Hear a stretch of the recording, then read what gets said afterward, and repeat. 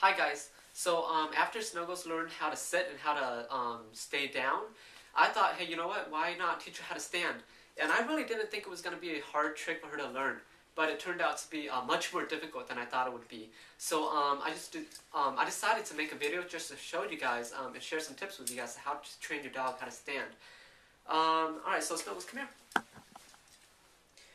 All right, so when I first begin, good. What I decided to do was that I needed my dog to first of all stand. And the way I did that was I noticed that every time I moved my hand close to her belly, she would think that I'm picking her up. So she would stand up to prepare herself for me picking her up. So if I moved my hand close to her belly, Snuggles, stand, good girl.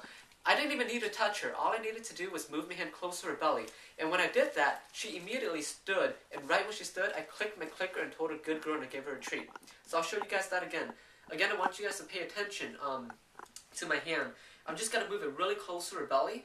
She's going to think that I'm picking her up. So she's going to stand in order to prepare herself for me picking her up. But I'm not going to pick her up. Instead, right when she stands, I'm just going to click the clicker and give her a treat. Snuggles, stand. Good girl, very good.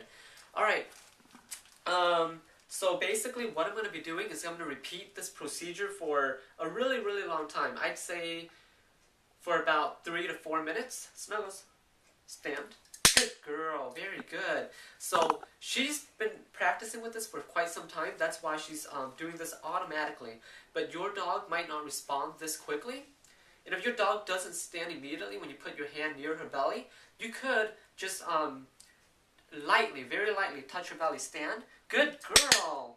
Good girl, Snuggles. And that'll make them stand. When they stand, just say good girl. Or if you have a clicker, click and reward your dog. If you have a clicker, I would suggest you using it for this trick because for me this trick was difficult. So the clicker made it really clear what behavior I wanted because it's a lot faster than me saying good girl. So after she's good with me putting my hand near her, what I'm going to try to do next is fade out the hand signal. I don't always want to put my hand near her belly, so I would put it farther and farther away from her belly. I would say, Snuggles, stand. Good girl. Very good.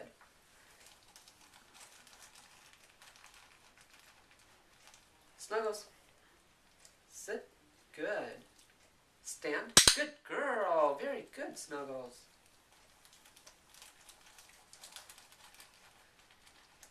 Snuggles. She's really good. Sit. Good. Stand. Good girl. Very good. Alright, so now you guys can see that Snuggles is doing really well. My hand is not even close to her belly right now. And she's still doing the behavior. Snuggles, stand. Good girl. I can move my hand now away from her belly and more towards me. Snuggles, stand. Good girl. Very good. Snuggles, sit. Good. Stand. Good girl. Alright, so basically when I got to this point, I have established the cue. The cue, there's two cues. One is the verbal cue and the other is the hand signal. So the hand signal right now is not going to be me putting my hand near her belly anymore. I already faded it out. So that all I need to do now is put my hand in front of myself and say, Snuggles, stand. Good girl. And she'll stand. Very good, Snuggles. It's really important for you to reward your dog immediately when they stand. If you wait for too long to reward them, they might not know what they're being rewarded for. So in the beginning stages of training, you always want, and actually in all training, let me correct myself. In all training, you want to be really, really prompt with the reward. So if she stand, good girl, right when she stands up, you need to reward that immediately. You don't want to wait like 5 or 10 minutes or 3 minutes later and then reward your dog. So now that Snuggles is good with that, what I want to do is I want to train her to stand without me even using the visual cue or my hand signal. I don't want to do that anymore. And the way I do that is I just put my hand out really, really close to myself and away from the dog now. Snuggles, stand. Good girl. She's doing very well. Good girl, Snuggles. And when I feel that she's ready, I'm not going to offer the hand signal anymore. So right now I feel that she's ready and I'm just going to say, Snuggles, stand. Good girl. Very good. And in this case, she got it. If you decide to get rid of the hand signal and you just give your dog the verbal cue, and they don't get it and they get kind of confused, it's okay to take a step back in training and use the hand signal again until they get the idea that stand means stand. Very good. Alright. So another thing that we had trouble with was Snuggles would stand only when I sat down and gave her the signal. But as soon as I stood up on both legs and I told her to stand, she wouldn't do it anymore and she got confused. So there was a gap between me sitting down and me standing up. So what we need to do in this case is, instead of me just increasing the height dramatically and abruptly, I'm going to gradually train her to understand the word stand as I increase my height.